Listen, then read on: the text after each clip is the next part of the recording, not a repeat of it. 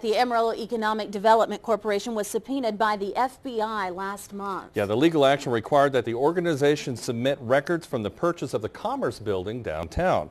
And now there's a federal grand jury reviewing the documents to investigate potential criminal conduct. Investigative reporter David Grasso-Ortega joins us now to tell us more. David? Larry, Lisa, the FBI has subpoenaed all records related to the Commerce Building transaction, which was a gift from the AEDC to West Texas A&M University. Now a federal grand jury is looking into this transaction.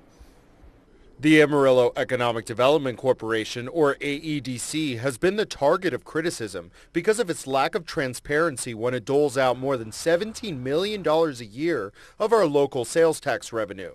Now the FBI is looking into one of its recent transactions that has been in the headlines. If someone is doing something wrong, I'm glad the FBI is on it, because finally we're going to put some light upon all this stuff that I cannot get answers from. Buzz David, the president of the AEDC, who was not available for interview for this story, spoke to us last month about the Commerce Building, which was purchased this year for $3.1 million.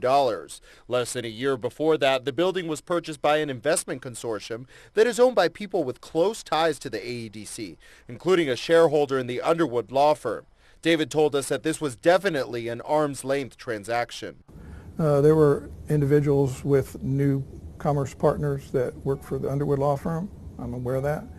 But in that particular transaction, we had the Sprouse law firm on their side review the transaction. And we had the Peterson Ferris Parker and Pruitt law firm on our side review the transaction. And when we were all satisfied that that was arm's length, we went ahead with it.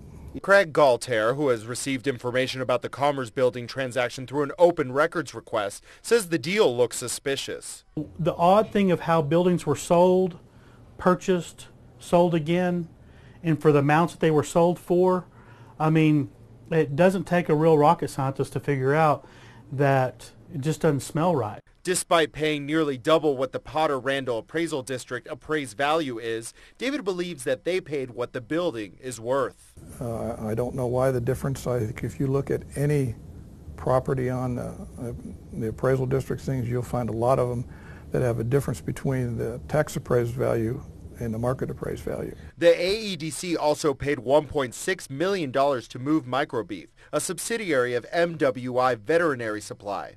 This brings the grand total for the building before any renovations to $4.7 million. While it will be some time before the federal grand jury makes a decision, Galtaire says that this is a positive development. I'm glad that now the things that I've been asking about, those things are going to get answered. And locally elected leaders approved this transaction, so of course we reached out to the mayor for comment, who had no comment at this time. Of course, we'll continue to keep you updated on this developing story as more news comes out.